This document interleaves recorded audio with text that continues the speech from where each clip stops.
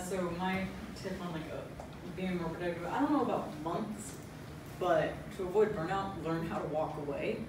Because I can remember freshman year, sitting on the floor in my dorm, staring at my laptop screen, crying over code that wouldn't run. And it still didn't run until the next day when I went in and talked to the professor and got help. So in those moments, learning how to stop just bashing your head against that wall and say, okay, I'm walking away. I will work on another piece of homework. If it's a big project, I'm gonna work on another piece of the project, and leaving something for the next day is gonna just keep you sane.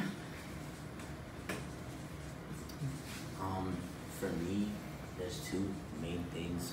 First thing is pace yourself. You don't have to work every day.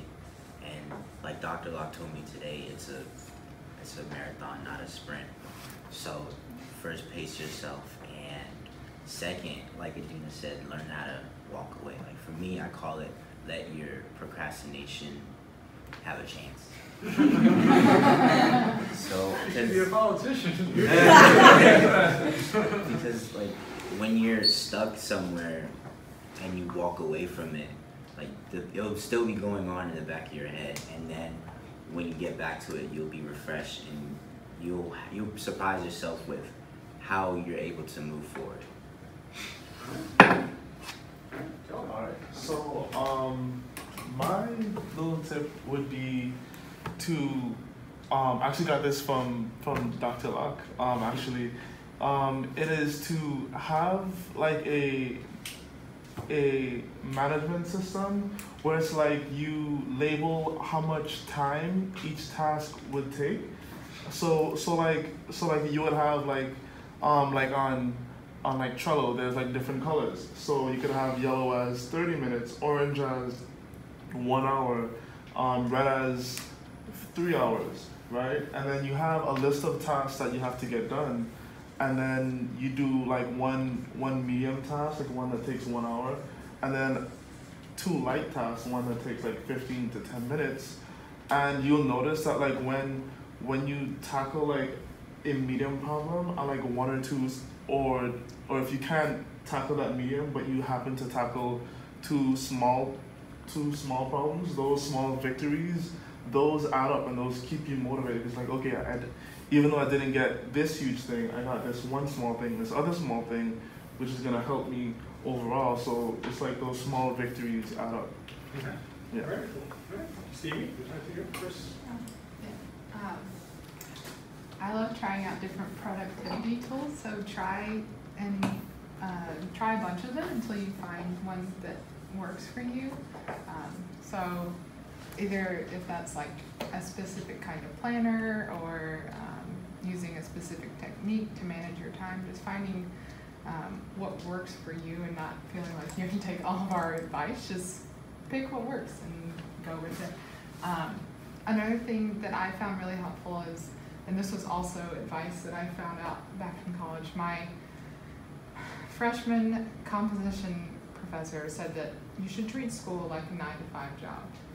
And whatever your classes may be within that time, go to your classes, but all the other time within your schedule, do your homework, do your studying, do all of the things that are kind of related to your work. So for me, that means doing my PhD work from 9 to 5, Monday to Friday,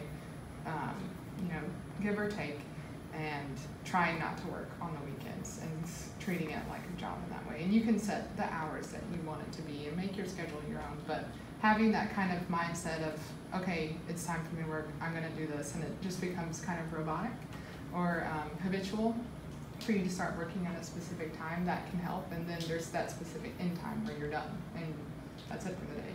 It's quitting time. So that helps. And then what I like to do at the start of my schedule every day is to make, kind of similar to Kelvin's idea, but to have a list of the minimum things I want to do that day, no more than 3. So whatever they may be, if I get those things done, my day was productive, and anything else is icing on the cake. So like Kelvin says, you can kind of break it down and make it, okay, I'm gonna have one small thing that I do every day, or 3 small things that I do every day, and 1 medium thing, and that's my list. But knowing what your goals are for every day and how you, kind of like the acceptance criteria that we have. This is my acceptance criteria for a productive day today. So knowing what a productive day looks like for you, setting that up each day. Team? So as Stevie said, I think that writing down your task for the day is very useful thing to do, especially if you use, if you're familiar to use Trello board. You can break down the task to like a smaller piece, and then, for example, worth of an hour work, and then it keeps you motivated. And at the end of the day, you can like keep track of what you did. And it gives you like kind of like rewards that you already accomplished something. Also, I don't know, like it doesn't work for everybody, but it works for me. Like reading motivational quotes, like sometimes give me like motivation, some like a speech or something that like people got frustrated, but they like have a severe, they try to like stay positive and then work, and at the end they had like very successful journey. And meditation might also help sometimes. So if you have a goal, you can just keep like thinking about that every day and just stay motivated. Sometimes like when I get like frustrated a lot, something that I found like very, very helpful is that you have like so much negative energy.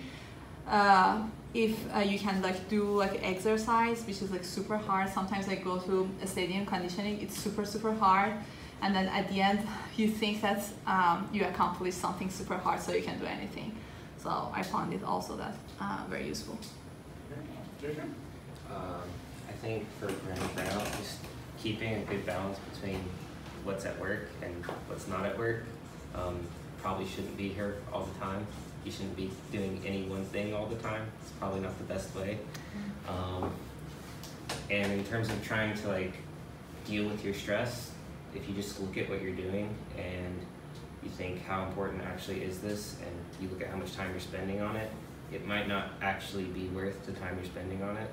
So looking at the time versus the importance of whatever you're doing and kind of prioritizing your tasks like that will help to prevent you from using up a lot of your time, which will help you get more done in general. Great, thank you. Use some softwares like the Trello board.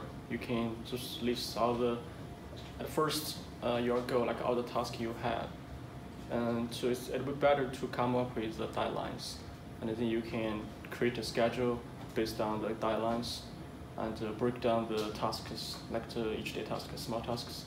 And I also think that it's helpful to stand up, so every day we can retrospective of what we have done yesterday to see if it's was it productive or not. And also after you accomplish one ticket, and you can give you some reward. It's helpful to decrease the stress level and help you to be more productive for the next task. Yeah. Okay. One thing that worked for me is to be really honest with myself about why I was doing something. So if you're doing it, it can't be for your parents. It needs to be something that you really, really care about yourself. Right? And so you always have that as your North Star about why you're working on something. It helps me to know why, if I'm running to a wall, it helps me understand why it's worth it to keep on pushing what you need to do. Okay? All right, so we got a lot more here. Everybody come on up and let's vote on 3. I think that'd be really great.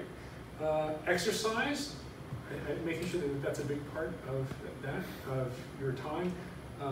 And I think that's actually really nice because it can also get tied to learn to take a step, learn when to step away. One thing that I did when I was in graduate school is I played ice hockey. I played hockey for many, many years. I'm a goalie. And when a puck is fired at your head, you can't think about the code error that you're trying to And it was good because it always started at 10 p.m. at night. Every night, I played 4 nights a week. Started at 10 to midnight. I was at the rink. But it was really good because you want to do something that clears your brain. Like you can't think about the stuff. And then when you came back the next day, yeah, how many times did it, within the first 15 minutes of the next day you're at work? Of course, the answer is right there, right? So it tends to be good. Excellent job. So thank you.